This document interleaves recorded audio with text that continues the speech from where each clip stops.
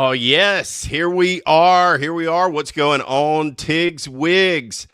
Welcome to the Bubba exclusive live. We're doing something a little different tonight. We're recording this one live right here with y'all in the chat. And we wanted to bring you guys into the mix, make you a part of the show, and kind of just see where this thing goes. It's fun. It's something we've talked about it. We're finally doing it tonight. We got some wild stuff to cover, too, while we're doing it. It's Mardi Gras, so we got a little Mardi Gras madness, the great Mayo debate that we've done on our socials, the viral Mary Kate that's been blowing up over the internet, and who knows what else. Who knows what else. This might be something that we start to do a little more often, so let us know what you think. Hit us up on X, Facebook, YouTube, everywhere at Tigs Bits Podcast. And don't forget, we bring you exclusive interviews, too, like Hut Strickland, Marty Smith, DDP. You never know what's going to be coming up next. So buckle up and jump into this chat with us tonight. But let me bring in my esteemed co-host. One of two is here. JR the Handler, ladies and gentlemen. JR Hey. What is Tig Nasty, up? what's up, brother? Hey, man. I'm glad we're doing a podcast. I'm glad you told me it was live 3 seconds before we started recording. I told Tig, I said, well, I'm gonna talk all this smack about Blasey, and you can just edit out if I go too hard. And Tig's like, "Oh, it's live." I'm like, "Oh, okay." Well, that was his exact words, and I'm like, I hope he said something then. But I'm not gonna bury it. I bury Blasey's a little strong. I'm obviously not gonna bury one of my heroes, but I've got to give him a little of the business. So he's been off on this health journey, and he's got his shoulder back, getting healthy. And he's all on these vitamins and stuff. And I don't know if Schneider might have not given him the exact doses on these vitamins, because we had a little talk a couple of days ago in a little business type meeting, I guess you'd call it, which I didn't know what we're going to talk about when we got there. Sorry, I was unprepared. But by the end of it, Blasey was so amped up. Like, I thought he was like he was going to tell me he was about to go try to get his doctorate because he wanted to be a surgeon or something. He was so amped up. And he I was like, keep that energy. And he said, "Oh, I'm going to. I'm not losing it." And I was like, "Yeah, he ain't I can losing tell." No, and I was like, "No way." I think you're taking. I was like, "You might be taking too many vitamins." He was wanting me to. I'm like, "Blasey, I promise you, I've got the BP 157. I've got vitamins. I've ordered my liquid gel cap vitamins. So I just got off the drinking. I feel pretty good right now. When I need another boost in life, and I do want to feel better, I want to be healthier. When I need another boost, then I'll go into your super mode. Right now, I'm going to ease into it with a little new vitamin regimen first. I'm not going crazy. He's up there saying, "My shoulder I've never felt this good in my life. In 9 days, I've never felt so good in my entire." And I'm like, "Calm down." And he's so amped up. So I say all that to say, not to bury him. Like I said, that was a bad choice of words earlier, but to point out the fact that he's probably not here because he's probably taking a nice nap, which his body needs to recover from all of the working out and the stretching and all these things. He's been doing all this just good vitamins going through his veins. But I like where his head's at. He had some great ideas for the show. He had some great ideas with some of our sponsors and some other things we're working on behind the scenes.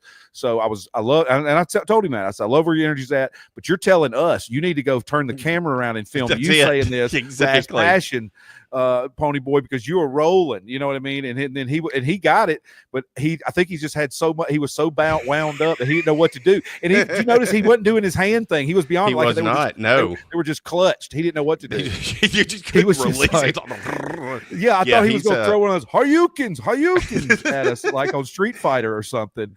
But so I know he's fine because he texted us earlier. So we're going to miss him tonight. But that's where Blasey's at. He's recovering. He's probably got something really cool to scream at me about when we talk to him. He's going to probably make us look like fools with whatever he's, but whatever. Who cares? He ain't here tonight. And it's the first time we've ever gone live with our audience and the Bubba Army crowd. So let's give some shout outs, shall we, before we jump in to everything. Ladies and gentlemen, Paul Rogers. Paul Rogers, what is happening? Brother Paul, appreciate you, my brother. Stacy G, everyone loves Tigs Bits. Everyone loves Stacy G. That is a fact. Bob Cook, the legend. Bob Cook, what a cool dude, man. So awesome that I got to meet a lot of these folks at the Bart party, man. I love it. I appreciate all of their support. Rainey, Rainey is in the house. Good to see you, Rainey. Good to see you.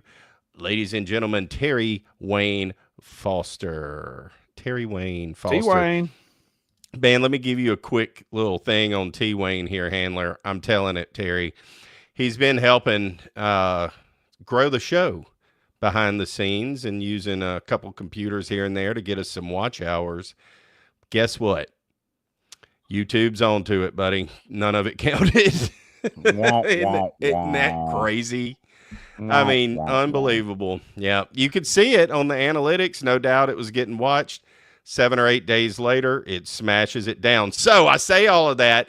If you're not following us on our YouTube page, of course, the folks in the chat are there on it tonight. But if you're not, you're listening to this down the road, go and check it out. Go follow us on YouTube, Tigs Bits Podcast, and check out. We go live at least once or twice a week now. So, come and hang out with us and And I appreciate you, Terry, for helping.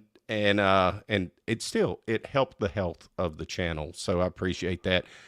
Yo, Tigs Bits from Bubba Fan 69. What's going on, dude? Love it. Appreciate you being in here.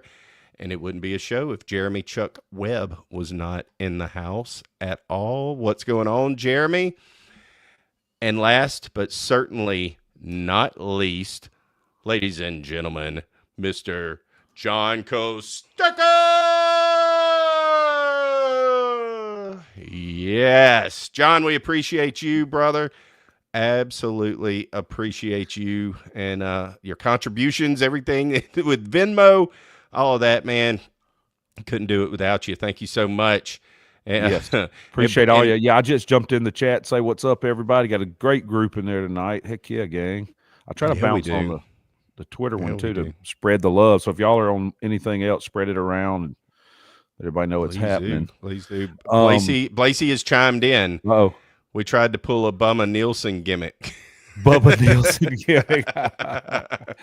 I didn't see what his text earlier was. Is he just traveling for work stuff? He's just. I think he was traveling, got caught up late or whatever, and I wasn't going to be able to make it. So hey, it happens. We get it. But we have some fun stuff to talk about tonight. Well, this isn't so fun, JR, but we need to talk about it right at the top here, since that is the name. The name of this show is What Happened to Gene Hackman. And man, crazy, wild news to turn on your, the Twitter machine or the Insta or something, and that's the first thing you see. Gene Hackman, his wife and dog, all found separate parts of their house, dead, and no gun, no gunshot, no blood, nothing. They don't really know. A few little tidbits. They're thinking maybe carbon monoxide. They said there was prescription drugs near where she was, maybe, possibly, is from what I've seen. But sounds bizarre. I hope very bizarre. And I'm wondering, nowadays with so many, the Alexas and the Ring cameras and all that stuff. I mean, you think they piece some stuff together. And I didn't realize something else. I didn't realize Gene Hackman was 95 years old. 95. Oh. Yeah, I mean, but she was how old? 62, 64, something. Maybe mid 60s, maybe late 60s. Yeah. Very odd. And then the dog, but then they said no signs of suicide or foul play. It's just, you got to think it's carbon monoxide, but what the heck did that? Gas? I mean, I guess, but that's scary, dude. Well, I don't have gas in my house. That always scares me anyway. True. Randy Quaid, the famous actor, infamous actor, however you want to look at him, said that he thinks that he was killed and he knew too much. That's what he said on X. So I don't know, Randy man. Randy Quaid or Dennis Quaid? Randy. Yeah, Randy. Interesting. Cousin Eddie. Cousin Eddie. Uncle Eddie. Cousin Eddie. Cousin Eddie. Yeah. Blasey says play trivia tonight. We can. Blasey says probably disco biscuits and Peruvian marching powder. The great, still one of the best lines that you've ever had on the show. I'm sure Gene Hackman's had a good time back in the day. But man, yeah, that's sad news. What a great actor. I mean, unbelievable. I mean, literally too many iconic roles to even start a list. I mean, there's too. I mean, you can name 30 movies and you still would miss 5 that won Oscars probably or something. Crazy. Yeah. I asked, of course, I'm going to ask our friend Luna, aka ChatGPT, what is give me the top 10 movies of Gene Hackman. Enemy of the State, great one. His late 90s stuff was just 90s. I would say his 90s for me. Of course, I was a kid, but his 90s stuff they were all home runs. The Birdcage in 96, No Way Out in 87, Crimson Tide, probably the best of all. Sounds good to even best. say. Sounds good just saying those words together, doesn't it? It does to you. For you too. You know it did. No, not really. Yeah, it did. Round the bowl and down the hole. Roll Tide roll. Mississippi Burning. Powerful. Then I didn't know this one. The Royal Tenenbaums. I remember Classic. Hearing it, but I haven't seen it. I surely have seen it. I surely have seen it. Bro, that's the kind of genre movie. Those type movies like that are my favorite movies. That is one of those. Please watch Royal Tenenbaums. I may watch soon. Tonight. I may watch it tonight after we do our show. Yeah. Bonnie and Clyde, 1967, one of his first films. The Conversation. I'm going to tell you something that. The Darling Limited is also a good one. I don't think it's on that list, but it's like it's not Royal Tenenbaums, but it's equally like those type of witty type, almost trippy type, great just movies. He's just such a great actor, dude. So Unforgiven, obviously. I mean, Hacksaw Ridge. The French Connection. Legendary movie. I don't remember it. I'm sure that I've seen it too, but yeah, it's 1971. Yeah. You know what movie they don't have listed, which is just insane? It's Bubba's favorite movie, and I don't know. I don't know if it's my favorite Gene Hackman. That's pretty tough. It's tough. Unforgiven's probably my favorite Gene Hackman movie, but Hoosiers. Yeah. Hoosiers isn't on here. The hell? Yeah, you're asking the wrong. Yeah, exactly. Team. The woke Luna's so woke. That's probably what happened. They were trying to ChatGPT and AI's probably been trying to erase Gene Hackman for some reason. Randy Quaid's possibly onto something here, and that's what happened and led to their murder.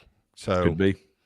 That's what I'm leaning into. That's what I'm going to use for the clip that I just made right there that I'll put out on our socials. But no, man, terrible, great actor. Definitely need to go and check out some of his movies. If you haven't, I'm looking at you, Paul Rogers, because I know that we're catching you up on stuff.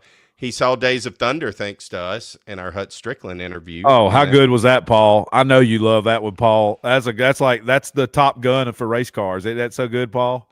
It's just the best, dude. It's awesome. It's awesome. Well, let's talk a little Mardi Gras here, JR. That's coming up. I mean, do you have all in any big plans? Are you what all are you doing? Plans, but I've been all up in it already. You know, for me, I don't do any New Year's resolutions till after Mardi Gras. All that's reserved for early March in my world. So I've been rocking king cake for like 2 months now, as much as possible. And I always have one on the counter at all times. Little gaps here and there, but that means we got to go to Rouse and get a freshie with the knife in it. Yep, knife. That's the thing. If you don't know, if you ever get a king cake at your house, once you use the first butter knife or whatever kind of knife you use to get your first sliver, as we call it, because everybody says, I'm just going to get a sliver. I'm going to get a sliver. Yeah. That's always a sliver. You don't want to feel too guilty about it. I'm just getting a sliver. I just need a sliver. But once you get the first piece cut out, you leave that knife in the box with the king cake for the duration until the king cake's gone. Then you rinse it off and put it in the dishwasher. Wash it. That's it. Which is generally, if at the longest 3 days. If a king cake makes it 3 days, then it probly wasn't that good. Or you got Bavarian stuffed and your wife likes plain, and you had to go to work for 2 days. Exactly. Which right now, the situation I'm in, check this one. They've got a churro. They do a wedding cake and a churro now at my Rouse. King cake, which has got stuff on top. It's a different take on it, but it's good. So I had it when I left home Tuesday. And Tuesday afternoon I left. I had to fly down to Orlando. We had our big corporate show with Bobcat there Wednesday night. Great time with all our people from Bobcat. Shout out to Bobcat USA. everybody from the Dakotas that came down. They had their yearly meeting. We were the grand finale. We played a show. Chip Gaines, what's up, buddy? Good to meet you. The whole bunch from Bobcat was great. Yeah, the other Ryan Lundquist, BMX legend or X Games legend. Yeah. He's another Bobcat ambassador along with Chip. So they were there. So anyway, it was the last thing we got to play the show. But before I left, I had bought the king cake the night before, so it would have been Monday night. I dwindled it down. It wasn't but a third of a cake left by the time I left. Well, Sharice doesn't dig it because she likes plain. So when I got back today, because we took the bus back to Destin, long story there, finally got a vehicle and I'm now back home. Jeez. But when I got home today, there was still a good, nice size pizza slice size piece of king cake in the thing. And I was like, yes, only way that is because it has the stuff on it and she don't like all that extra stuff on it. Okay. Yeah. So that's how it's a home run though. 3 days. Yeah. But 3 days, Tigs is right, y'all. 3 days is about max you're going to last one because you're going to just go by and you'll whittle it down to nothing. Yeah. It dries out. Stacy G asked, what is a king cake? And the definition of a king cake is it's a sweet ring-shaped pastry decorated in the traditional Mardi Gras colors of purple, green, and gold. And it's a staple of the carnival season from January 6th until this Tuesday. And in Louisiana, and throughout the rest of the South, but traditionally in Louisiana, if you have that sucker after Fat Tuesday, then that's blasphemy. Like they go away. You can only get their seasonal. You only get them during this time. And if you do it before Epiphany, on January 6th or whenever it is, I think it's always that date. I may be wrong there. I know it's not always that date. That date changes. But if you do it before then you can't sell them. And in Louisiana, you can't sell them. I mean, Rouse's started to push that limit a little bit.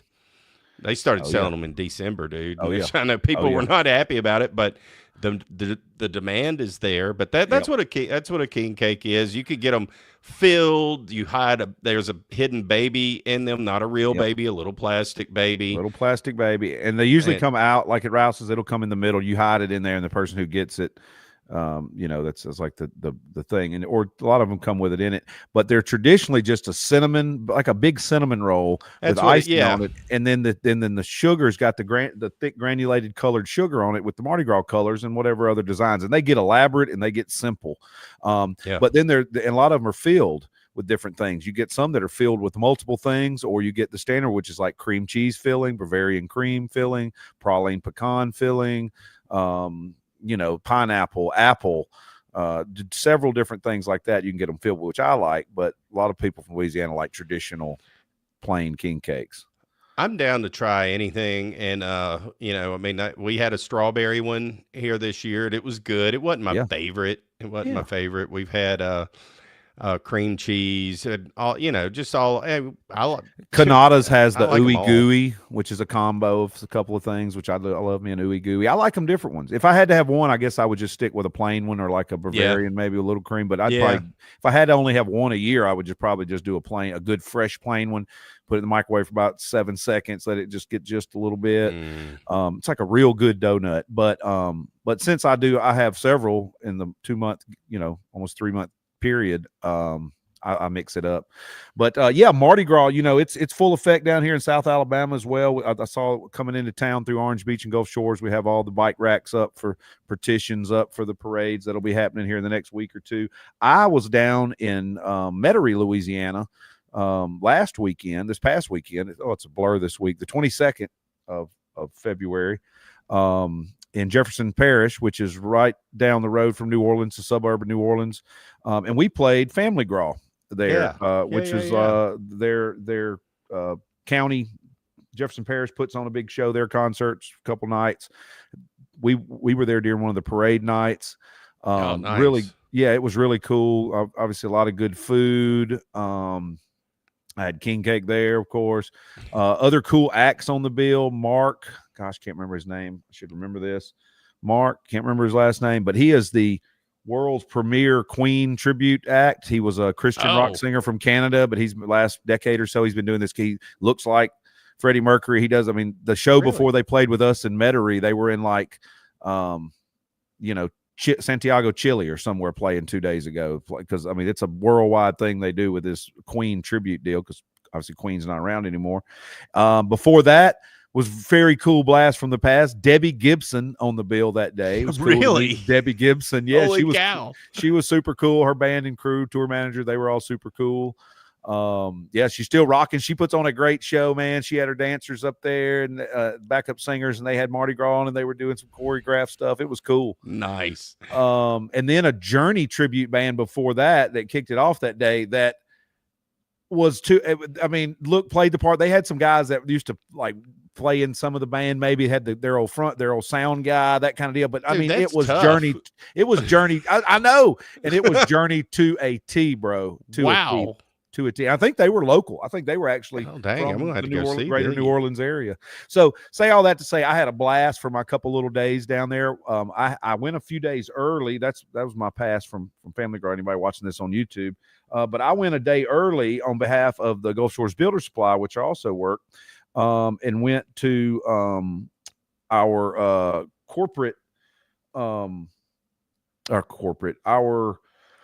distributor has a big trade show there. It's a home improvement builders material trade show there. It was the entire convention center downtown New Orleans, the big convention that is absolutely huge. It's a mile long. Yeah. Completely full of stuff that you would find like a Home Depot.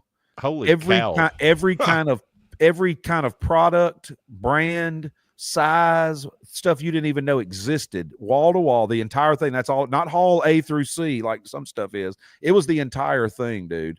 Unbelievable. Wow. So I went a day early to go look at that and to go with our general manager, Hut Strickland, friend of the podcast. I went with Hut to meet him and his wife Pam down there, so Hut and I could kind of figure out how this kind of goes. So we have to come back on behalf of the builder supply. We'll know what to do.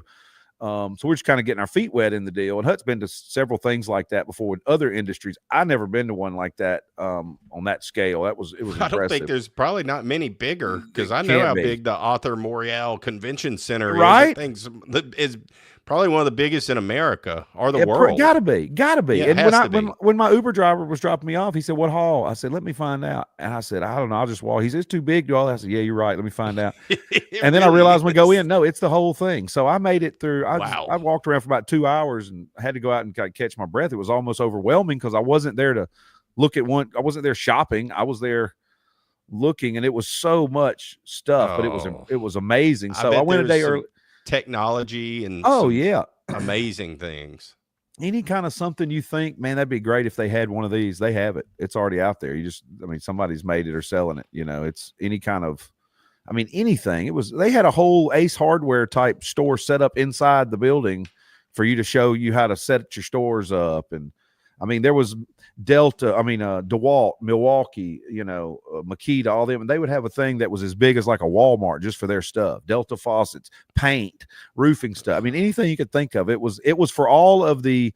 It was basically the yearly thing for. It's basically their market. So everybody, if you own a hardware store anywhere in the country, you come there to get good deals on stuff you're stocking your store with. Basically, you have to be. It's a distributor market. You have I guess a business. You have to own a store to get there. Consumers couldn't go in there. Okay. Kind of it was kind of that deal. We didn't buy anything. We were just kind of looking, but man, impressive nonetheless. Use all that story. So I went a day early. While I was down there, I went back to the hotel, came back down, went to Two Jacks to eat with Hut and Pam and our rep from the distributor. Great meal, Two Jacks down there. Near the French Market, Jackson Square. Great traditional New Orleans food. Didn't disappoint. And afterwards, I was going to walk because one of our managers, Joey G, dear friend of mine, gave me some sports book tickets he had where he put some bets on some games in Vegas several months ago. Not realizing there was no way to cash them unless you go back to a Caesar sports book. Well, the closest one to Nashville is New Orleans. So I go to walk down there and I hear music and I'm thinking, that band's kind of loud for a street band, and I get around the corner. No, it's the middle of a parade on the other side of Canal. So they had, and it was different because it wasn't on both sides of the neutral ground. Yeah, because it's like a 4-lane with It was just on one that side. So, Huh. so that's what I got picked up by a cab after a little bit, or Uber, and my guy was telling me, yeah, with the stuff that happened during New Year's, they're trying to rechange a lot of things, and it's not really everybody's not really vibing on it. They kind of sounds like it might stifle some of the creativity of the city, trying to change too much for one crazy person. But I get it; we got to be safe. But anyway, so yeah, it was over there. So I'm coming from the French Quarter trying to go to the casino, and that you got to go across Canal, and they're having a parade. So I'm like, well, can't go cash Joey's ticket, but I guess get to watch Mardi Gras for a second. So I got to, I sat there for about 15 minutes. I'm not even drinking. First time I've ever been to the French Quarter, not drunk. And I'm just, I'm looking around thinking, this is cool. I'm in New Orleans. This is Mardi Gras. There's a Mardi Gras parade right there. Everybody's having a blast. Everybody's hammered. This is fun. Exactly. Then I got out of there. Then I got out of there and went back. So I got to catch some Mardi Gras downtown, out in Metairie during the show. The parade was going on right as we were ending the show, so we got to see all that happening. Just a great time, and I love Mardi Gras. So I wish I would get to do more here at home, but we're busy on the road. I'm leaving again tomorrow, going to Naples, Florida. We got a show there this weekend. So, and then next week out in Oklahoma. So. The spring tour has begun. Yeah, I know. I'm not going to get to do nothing as much hands-on with Mardi Gras around locally as I'd like to, but it's happening, and I hope everybody has fun. Y'all be safe out there. For sure. Yes, keep it between the hedges, as they say. Jolly Holly, Bubba Army says Debbie Gibson is great, and they love the king cake. I knew Stacy G said, "Baby," I knew that would spark. I knew she was going to say that. It's a little plastic baby that's in there, and yeah, they can be pricey. Paul says that he wanted to order one. It was like $25. That's a good deal if you're getting it shipped, for sure. It's probably more than that. A good one. Dong Fong, Terry Foster, getting at the end of the day, things are a blur. Always good. Big E, what is up, Big E? Big E is in the house. I hate Blasey isn't here for this, but just a couple little Tigs bits of trivia. As I know JR, where the very first ever Mardi Gras was not New Orleans. Where was it? Alabama. That's exactly right. And Blasey loves that. We had a lot of fun at that deal, the Senior Bowl. I had to look back at my past, be like, what was that thing called? The Senior Bowl, the Reese's Senior Bowl. But yeah, very first one was in Mobile, actually, in 1703. Now, they debate that. There are people who still debate that, but I kind of go with Mobile. Who cares? New Orleans perfected it. Right. Well, I mean, it's New Orleans. I mean, it's just New Orleans is just a bigger town. Mobile's is good. I've been to Mobile before. It's good. Fun fact, I think I've said this on a show, but it would be one of those things where, like, if they tell you to write down something, it would be like, what's a truth and what's a lie? I would write, and I've done this, I've never seen a New Orleans Mardi Gras parade, and I have not. That is the truth. I've never been. Now, I went to the Super Bowl parade. I was there for that. And they were on Mardi Gras floats. I have been to a Mobile parade, however, and they're extravagant and they're fantastic. Those floats in Mobile are unbelievable. And who doesn't like catching a moon pie, dude?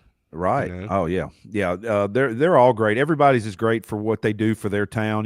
It's probably size is going to be based on the size of the town, the tourist involvement, and then what the locals want. Is it a young crowd where you need to have stuff for the younger kids, or is it a rowdy, everybody's getting partying kind of thing? So so they're different in that respect. And I believe Mobile was going to be the capital of New Spain till they moved it over to New Orleans. During that same, they were all fighting, a bunch of people fighting each other as they always do in places in the world. So who really knows? But all along the Gulf Coast, from the Florida Panhandle through Alabama, Mississippi, because I mean, some people say there were some in like Biloxi past Christian with small little fishing villages during that same time. So who really knows? And then all the way out through New Orleans, the mecca of Mardi Gras, no doubt the mecca of Mardi Gras, New Orleans, Louisiana, Houma, Thibodaux, all them towns have great ones. Hammond has great ones. Eunice, New Orleans. Baton Rouge, and then you get out there in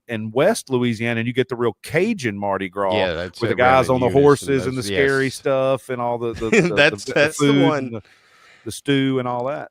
I'm not going this year. I'm going next year. I'm going to Eunice. I mean, I have all these friends that are there. I'm invited at any time. The weather, I'm worried about the weather. It isn't looking too good on Tuesday at this point in time.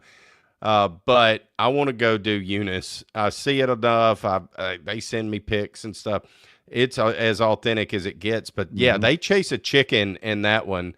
And they're wearing these, they look like clown suits in a sense, with these tall, pointy hats. It's all colorful and Mardi Gras colors and masks. And they're chasing a chicken on horses. On horses. And they catch the chicken. Whenever they finally catch the chicken, then they kill the chicken and they make a gumbo. Or do a stew or a stew or gumbo. I think yeah. So it's then Terry people, says, let's and then go people chase the chicken. people throw celery and stuff at them, or they somehow goes along with they steal celery from somebody to make the stew, or something happens. It's wild, man. It is totally wild. I do too. It's just the culture of Louisiana is so unique. And regionality. Everybody has their own stuff, and lean into that. They do. Everywhere, wherever you're at in your part of the country, there's something there that's unique to that region and that place. Lean into it.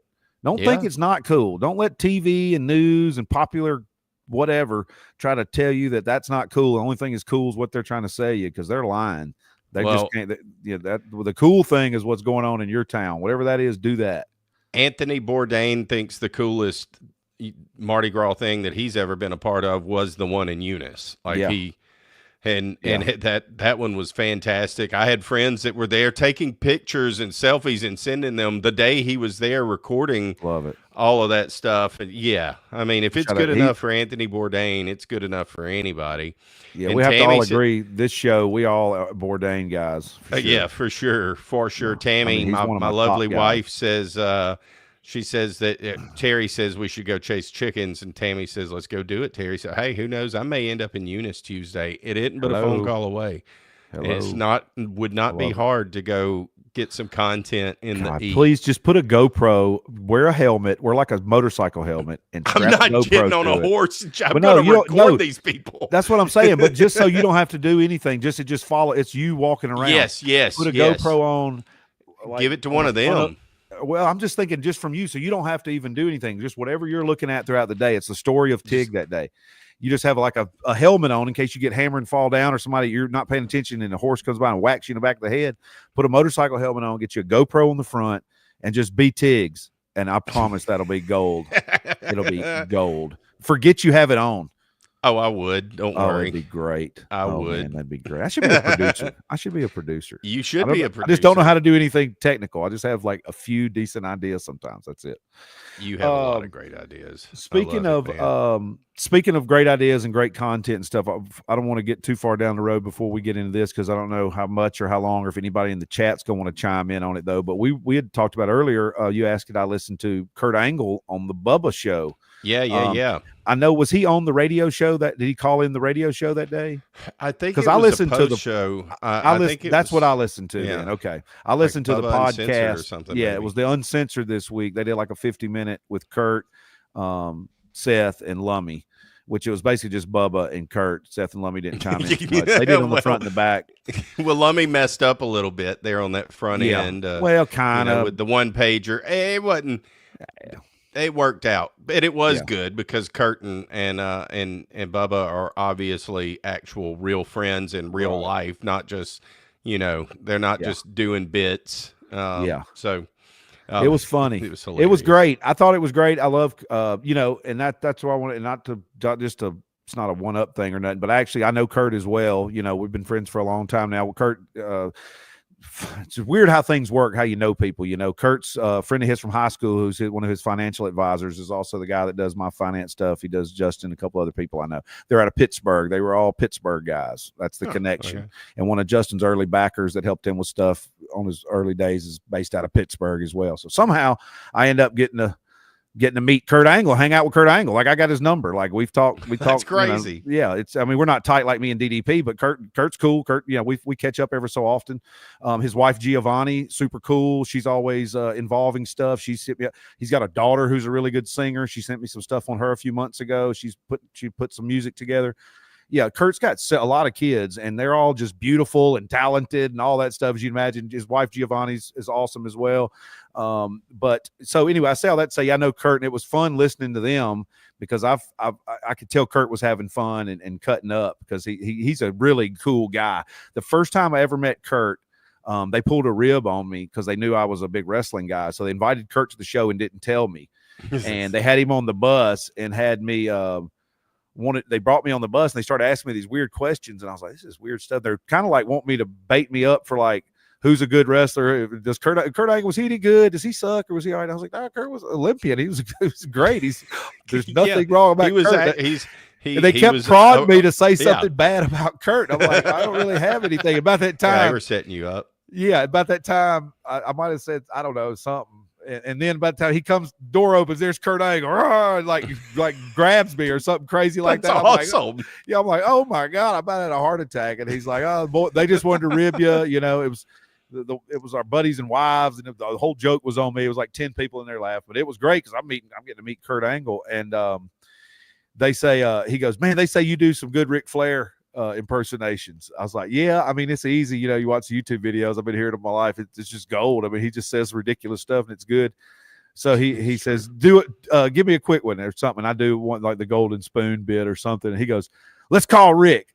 So Kurt takes his phone out, calls Ric Flair, gets Rick on the phone. Rick, it's Kurt. Hey, I got somebody here wants to talk to you. Puts me on the phone with Ric Flair. It's the only time in my life I've ever met or talked to Ric Flair. I'm talking to Ric Flair. It's a true story. I'm in Pittsburgh. This is probably 10 years ago. Holy I'm cow. on Kurt Angle's phone talking to Ric Flair, and Rick's like, what's going on, big man? What's up, big? So then they're like, so then I quote Ric Flair to Ric Flair on Kurt Angle's phone. Wow. And then Rick's like laughing his ass off. He said that, yeah, he's laughing. That was pretty good. He said, y'all party tonight in Pittsburgh? I said, we're on the bus. We got a show. We just got done. He goes, please tell me Kurt's drinking a beer. Because like Kurt's sober, he wasn't drinking it. Right. But Rick was like, please tell me Kurt was drinking a beer. And I was like, no, I don't think so, man. Anyway, and that was it. That was the story though. But so that was the first time I met Kurt Angle, who he called Ric Flair, and I talked to Ric Flair on Kurt Angle's phone. I know this sounds ridiculous. That's great. It happened though. I mean, it just is. I have one picture of me and Kurt somewhere from that night we took outside the bus. I'm a sweat hog back when I look terrible, but Kurt looks great. He still looks great. That's exactly how it goes. I have a picture with Nick Hexum and S.A. Martinez from 311, and and it was post concert. And they had a chance to freshen up and change clothes. I had not, and I looked like I was in the band, like a sweat hog. Yeah, just look ridiculous, just drenched. That's how I was, and I'm trying to look cool in front of Kurt. I was like, oh, I'll send you the piccture. You can post it with. I gotta see it. But that was cool. And then like I said, we've just stayed in touch over the years. And we did I remember we popped in on one of his birthday parties one year at a nice joint up that way and stuff. He's a super cool guy. I was excited when I saw that he was going to be on there podcast that day because I assumed they were friends because like they said in the podcast TNA for all those stuff. Years and Bubba working with TNA but Bubba with his ridiculous, of course, the first things he's talking about is the whole wife thing and that's just ridiculous stuff. I'm like, God, I'm sure Kurt's wishing all that would just die. And like when he mentioned to Kurt kind of in not so many words was like, yeah, let's just move on from that. Let's talk about something else. Yeah, you could tell he was definitely like, you don't have to talk about that whole angle that was didn't really work. Let's move on. So anyway, it was funny, but I thought it was great. I thought they did good. It was some good inside wrestling stuff there, and then Kurt talking about his. I thought it was for not that long of a show. I thought it was really informative, funny. I thought it covered a lot of ground. It did. Because Kurt I bet Kurt enlightened to a lot of people something a lot of people don't know is that, our Olympic athletes only make money off certain things when they're performing or when they're doing the Olympics. There's no like they don't get paid to train, all that. It's like some sponsor money, and it's not as much as you think. It never was. It's always the glory thing. But the rest of the world is not. The rest of the world is taking kids when they're 6 years old and putting them in ballet school and paying for their parents to live there and eat, sleep, and breathe ballet. And I'm not saying we need to do all that ridiculousness, but I'm also saying we're representing the world. He's got a good point. We need to make sure these athletes are not stressing on this small, and we're not talking about the lifelong commitment either. We're talking about they've only got 1 or 2, 3 chances to go to the Olympics in their prime to go compete for these things, because it's only every 4 years. So, I mean, we don't need to miss these opportunities. We need to be racking up these Olympic medals. We stay on top, USA #1, you know what I mean? Kind of deal. So I bet a lot of people, and I didn't know to the extent, that didn't know that's how that works, and how much other countries have no problems with giving and paying and doing whatever. Bubba's a great interviewer. I'm not just saying that. Like, anytime that he has a special guest on and he goes into interviewer mode, like, you could see it reminds you of the Sirius XM days and just that professionalism. It's like Howard, he channels all of that, and he can do all the wild stuff, but he can just come in and be kind of investigative, like an investigative journalist in a sense. It's fun to watch. I enjoy any time he has a big name guest on there and he does something with them. It's always exciting. You never know what's going to happen. And they're friends, so there's the respect level, but he's not afraid to push, and everybody knows he's going to push while they're on there, so they're not afraid to tell him to piss off or whatever, so that works. And then I love Seth and Lummy, them not having a dog in the fight with that. They just laid out and didn't try to chatter like I would have yapped and messed it up, but they were great. They did when they were ready. They were ready when they needed to be. I thought it was just a good overall show. Yeah, it was just super well done. Well done. Yep, Big E says the story of Kurt calling out the Iron Sheik about being an Olympian is funny. It was funny. Yeah, it was funny. He's got some good ones. For sure. Well, you mentioned DDP, JR. I know that you've probably been seeing some of this stuff. I think you kind of off air had told me you talked to DDP. He's helping Lex Luger right now, and man, it is some touching stuff. He had a video out just today, so go check out DDPY and DDP on all of his socials, and go see these videos. But man, it's an inspiring. He's such a good man, DDP. Yep. I mean, just he's a saint. Saint Dallas, what I call him, man. He's moved to sainthood in my world because he helps so many people on so many levels, and he's not doing it for the money. He ain't broke. No. Dallas is smart, and he was in the business for himself before wrestling. Dallas is smart, but he really knows that's what you need to do in life is try to help people, and if he's got something he can do to help, he's gonna do it. And watch the Lex Luger stuff that he's helping Lex Luger. A lot of you guys and gals may remember Lex Luger is the 6'5", 285-pound monster, great body, professional wrestler from the 80s and 90s and early 2000s, champion, all that stuff. I mean, TV all the time. But he has had health problems, and Dallas is helping him. It's a very, very good story, and I can't wait to see where it ends. I hope it keeps going in a positive direction. They've already made strides so far, but y'all check that out. Share it, all that fun stuff. Let's get some attention over there. Not that he needs our help, but every little bit counts or helps. So let's make sure to throw as much attention as we can for that story. Share it around, befriend Dallas on any of the, follow him on any of the stuff, please. It's just good stuff. It's good motivation for me because a lot of times I'll see one of his little things where he's sitting there and I'm like, what's Dallas saying? And I click it, and it's just a quick little 30-second motivational thing, a quote from somebody, and then a little personal thing, and it's like, yep, you're totally right. Yep, needed to hear that little kick in the butt today. It's like a daily Bible verse, but a different level kind of thing, just like a motivational. It's kind of like, get your ass out of bed and let's get going. Yeah, that's what he does. A plain talk, common sense, normal. It could universal. Anybody, no one's going to not. This wouldn't be bad advice. This wouldn't be bad advice for anyone. It's good for anyone to hear it. Did you happen to see his interview with the Undertaker? He was on the Undertaker's podcast, the whatever it's called, I can't remember. The 6 Feet Under or whatever it is. Yeah, 6 Feet Under. That's it. 6 Feet Under. Yeah, I have not yet, but I like that show. I watch a lot of clips off of that show. So I need to watch it. Yeah, I'll be on that.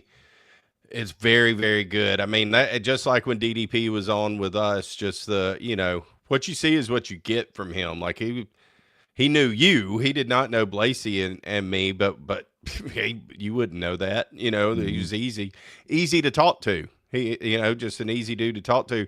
He didn't. It was a lot of stuff that we didn't cover on our show. They got deep into the gimmick and to heat and some of the kayfabe, all that fun stuff.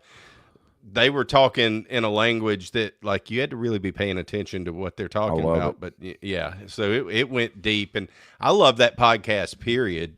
Yeah, me too. Great podcast. I love any wrestler who was worth their salt back in the 90s and any time 90s, early 2000s. Any of them that want to start a podcast, I'm going to listen to it. Oh yeah, 100%. Just because of the guests they can bring on, you want to hear other guests. It's brilliant for them. They can make a lot of money doing that. I've said it on here. The Stone Cold Steve Austin podcast is really that and the Jim Ross Report were the two podcasts that basically got me into listening to podcasts. Yeah. Man, those and talking about Taker, I said that when we said favorite wrestler of all time, best wrestler of all time. I had to go with Undertaker. Would be probably, if I had to pick the greatest of all time. If you take all the factors, awards, name recognition, in-ring work, promo, I mean, you take all the factors and you do it in like an Olympic style, you write down the numbers. Like, he's going to have more numbers. He's got more higher in each one. He's a 9 in everything, where some guys are 10s and 7s, and he's a 9 in everything. And when and in respect in the locker room from his peers, just like DDP, both of them highly, highly respected because of their work ethic. They're good people, and their word Taker is their started bond. And Taker started early. He had 3 or 4, gimmicks before that in different territories. He worked for years before he was even the Undertaker, and then to go that run 20-something years in a row at WrestleMania.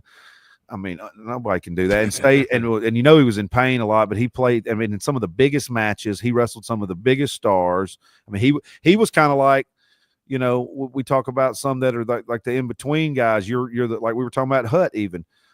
He was the one that got to wrestle the legends, but then got to be around in the middle when he was the star, and then stayed around and passed the torch to the newer legend. So he got to wrestle everybody from Hogan and Andre and some of those guys and Macho Man and all them in their prime, all the way through his era to with him and Mick Foley and Stone Cold and all that stuff, all the way to The Rock and John Cena, and on to the new guys up to Triple H, So yeah, just so I want to check that out. But yeah, I thought the DDP thing, him helping out Lex Luger, it was very touching, and man, to see where Lex is at and see where his mind at shows you a lot. I thought it was.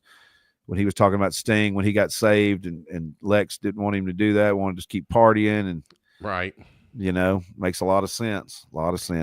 It does, man. It does. And we've heard, and DDP actually in the Undertaker interview kind of talks a little bit about that mentality that there was the serious guys and there were the party guys. I think DDP and Undertaker, they were party guys early on. DDP mainly before he was actually a wrestler. That's what got him into it, and he tells that on our show. You can listen to all that, but just the how those were the decisions that had to be made. You either were partying or you were serious, and in the gym there was really no in between. So, yeah, go check that one out too. It's a great listen. Mike Rucker, what's going on, dude? What is going on? Good to see you in here, man. I wanted to get to one last thing here, JR. Well, two real quick things. First thing, I know that I put this up on our socials, I think last week or it was earlier this week, of a debate, and it got a little more engagement than I was expecting on both Instagram and Facebook. To give me a like if you prefer Duke's mayonnaise, or give us a heart if you prefer Blue Plate mayonnaise. And the people who've spoken, I've tallied the numbers, and believe it or not, it's a dead tie. It is tied. It leaned more towards Blue Plate on Instagram. It leaned more towards Duke's on Facebook. First of all, both fine mayonnaises, in my opinion. Your Blue Plate's a little more creamier. It's made with only egg yolk. It's a little sweeter to me. It is great on a sandwich. Give me bunny bread, Evangeline made bread. Oh, yes. Give me a sandwich on that. Perfect. Duke's is better to me in potato salads, deviled eggs. Also great on a sandwich or anything. It's mayonnaise, but Yeah, I a love little mayonnaise. tangier. I do too. Huge mayonnaise guy. Huge Dang. mayonnaise guy. Some people don't like mayonnaise. I think Oh I yeah. heard today maybe Bubba say he's not a mayonnaise guy. Oh yeah. But Yeah, my I was boss just is not surprised. either. You go to Justin Moore's house, you go eat a dry sandwich. They don't eat mayonnaise or mustard. Wow. I say, how do you keep your Okay. sandwich moistened up? He's like, put a tomato on it. And I'm like, I need some condiments, bro.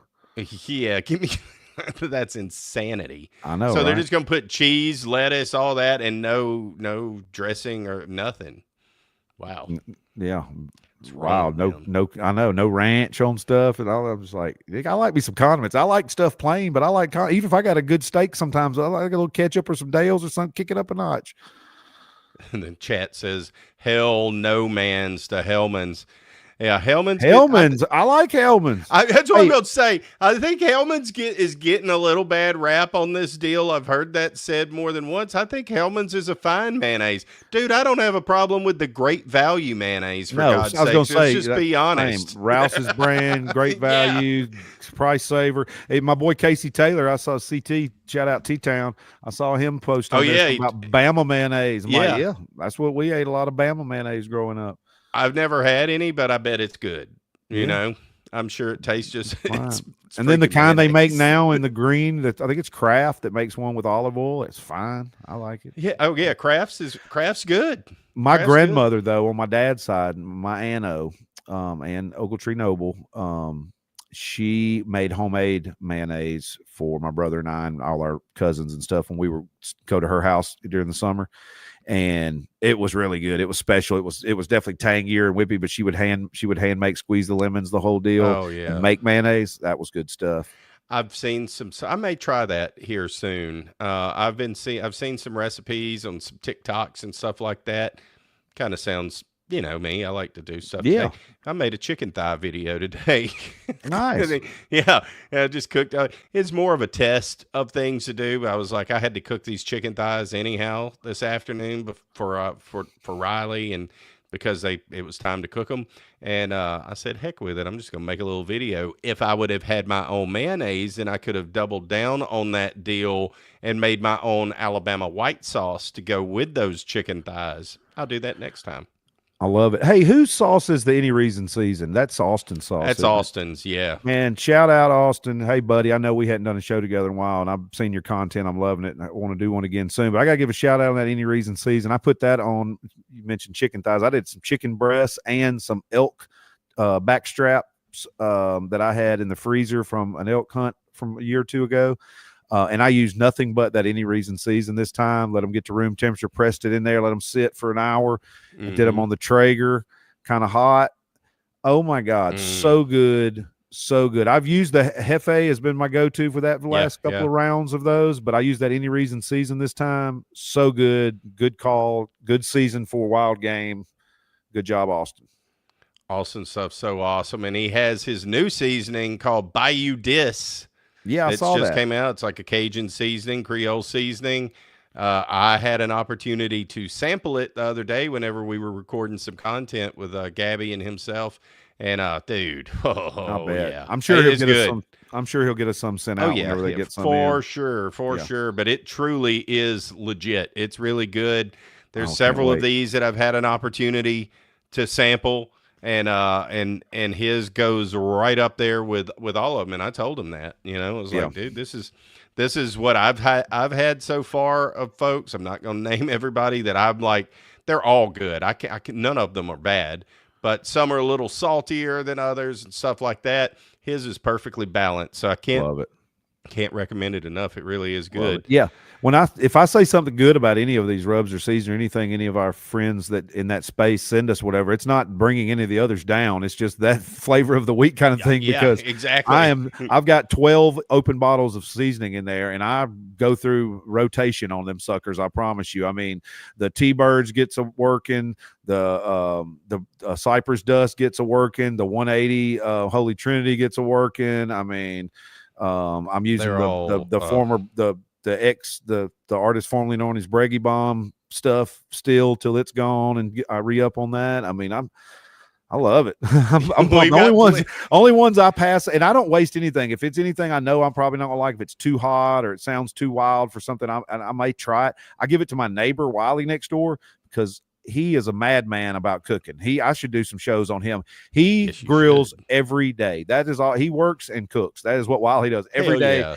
I smell smoke coming from his backyard. He's got 6 different kinds of grills set up. He sits outside, got his outdoor living space. He's just a good old boy. He'll cook. I mean, there's no telling what I remember one time he was on this thing on chicken wings. I think he ate chicken wings for 100 and something days in a row. Wow. He would do them different ways at home and different flavors and different kind. He said, well, if you get these from Winn-Dixie, they this, for these from Publix, there's this, and then I got these over here, and so if it's something that I think might be too exotic for my taste buds, or I know Sharice and I aren't going to eat up in a timely manner, I give it to Wiley because he's going to cook something. He always offers me whatever he cooks, which is what a great neighbor should do when they cook a lot. So I get to taste test all that stuff regularly. So none of it goes to waste, and I appreciate it. My neighbors say the same thing, that, he's smoking again. He does say the same thing. He's like, man, are you cooking? I'm like, nah, that's the supper club behind the house this time. That's not me. I don't have anything fired up. Right. It's hilarious. Aaron Ryan, what's going on? Aaron says Meat Church's voodoo is great on everything. Meat Church, I'm a fan of Meat Church's stuff, man. I've definitely had some. You can pick it up at Academy, at other places too, but I love it. But you can definitely get it at Academy. Aaron's knee deep in Mardi Gras. I think he put some pictures. He was coming to New Orleans when I was leaving the other day. Nice. I think so. He's he's from West Virginia, but he loves some New Orleans, and I get it. He gets it. Any of y'all out there have never been, that should be on a bucket list. If you've never been and enjoyed New Orleans, when I went with last week, when I was with Hut and Pam, Hut Strickland has raced all over this country. Never been to New Orleans. What? Never been to New Orleans. They don't have a race. Never been to New Orleans. Never, or his wife, and they grew up they don't have a racetrack there. Holy cow! You know what I mean? Wow. They all those years they were all over the place. They'd never been to New Orleans. I'm like, how have y'all never been to New Orleans? And a racetrack. Yeah, no reason to come. I guess because they had to work on the weekend. I get it. But I say all that to say, go to New Orleans at some point in your life. You don't have to go for one of the big events. Just go get some culture, get some food, hear the music. I mean, it's an experience, and I understand why so many people enjoy it because I know I sure do. Oh yeah, Aaron says he lived there for 3 years and he's been trying to get back ever since. Yeah, that's what I thought. Yeah, come back home, brother. Come on back to Louisiana. You know you want to. You'd think it'd be cheap, but it's really expensive. You think it'd be reasonable, but it ain't. It ain't. A lot of people live kind of this, kind of that, but it ain't got no cheaper. It just keeps going up. That's it, dude. That's it. Well, Port City. Let's wrap up with this hot take. I don't know how familiar you are with this story, but my God, did it go viral yesterday on X, and I saw it in other places as well, but especially on X. A young lady named Mary Kate Cornett. Do you even know who I'm talking about with Mary Kate, JR? Did you happen to see any of that? I did. Ole Miss hooked up with her boyfriend's dad? Allegedly, yes. Wow, allegedly. Yes, we want to get that out real quick, that allegedly she did. But I'll tell you, I had a little video I was going to play of what she had done. That's pretty much well known. All of these people have started taking down these posts as of this afternoon because she finally released a statement. And I'm not going to read the statement. You can go read it. It's super long, but here's some bullet points on what it is. Number one, she's saying there were AI-generated deep fakes, fake screenshots, and manipulated images. She's being doxxed and harassed. Her personal information was leaked, leading to thousands of threatening calls and texts. Somebody told her she should off herself. You had some major social media influencers that were amplifying this stuff. Barstool Sports was all over it. Antonio Brown, Ole Miss, Pat McAfee in the show. They were doing it. They never really consented to get her side of the story on that. They just were running with it. A meme coin was created using her name, image, and likeness without consent. That's insane. Yeah. So now her family's gotten involved. They're got legal action. They've started a GoFundMe that's to for victims of online defamation, that they're going to start a charity. Apparently, they are fairly wealthy, her parents. And, at the end of the day, after reading her whole deal, at first, I'm not going to lie, I was like, damn, that's crazy. Number one, how did that get out? How'd that get out or get started? Then it completely took over, of course, and we never heard her side of the story. They're blaming a fraternity. But man, I'll tell you what, this kind of mean-spirited takedown, it feels like something that girls do to each other. Now, maybe a boy pushed this over the limit. Maybe the fraternity kind of got a push from this. But, dude, this is girl-on-girl kind of stuff. The drama creating that. Some girl in their sorority that she's in absolutely loathes and hates this girl and had do whatever it takes. That's my thoughts on how this will all shake out. Some fraternity boy's going to end up taking the blame, but I still think that it's one of those girls that was behind it. That sounds like a lot of work for somebody to mess with somebody. I mean, why would someone go through all that? I mean, what the heck? Why? And how many dudes do you know that to a girl that's hot? Yeah. That would, like, not very many dudes, especially frat boys. You were in a fraternity. I mean, is that something y'all? But what will girls do? Will girls spend weeks and months to connive and backstab and do that? Because, dude, they're the worst. And I love women. I love girls. I love all of that. But I've seen it with my own daughter, and she's wonderful and great. But and she's not ever had as many issues as some. But the girls in her class when she was in high school and even in college now, like, they're on a whole other planet. And with conniving and revenge. I can imagine. Yeah. Need to concentrate all those efforts in a positive way. Could have got something done. Yeah. But and that's the sad thing. When they post this stuff, you take it as the truth. You think that's just, it's guilty until proven innocent, It's exactly right. Yeah. Sad. But hopefully it's BS, and hopefully hopefully it didn't happen, because that'd be awful if the story actually was true. And even more awful is the way people are acting, because even if it was true, it don't give you the right to harass someone. That's their business. That's exactly right. Unless you're directly involved in this somewhere, stay out, mind your own business. Exactly. So yeah, I'm sure everything's not all hunky dory in your world if you get to digging too deep. Yeah, you don't want to dig too deep. That's right. No. Yeah. So everybody stuff. I'm on Team Mary Kate there. I said it. I don't believe that is everything that went down. I don't know what all went down, and frankly don't care, but my God, it's trending. So we got to talk about it a little bit. Yeah. It is one of the biggest stories. It'll be something new before the show airs, by the time the show airs. Oh, for sure. Yeah, exactly. But well, that's all I got. Amber squeezed in here late tonight. What is up? Thanks for showing up. No problem that you're late. You can just rewind it and finish watching it. And John Costeca says, good night. Great job tonight, Tigs Bits. Well, this was fun, JR. This was fun. Absolutely. I think I like recording them this way. We didn't know that we could. And I mean, nobody's told us that we could yet, or that we could not.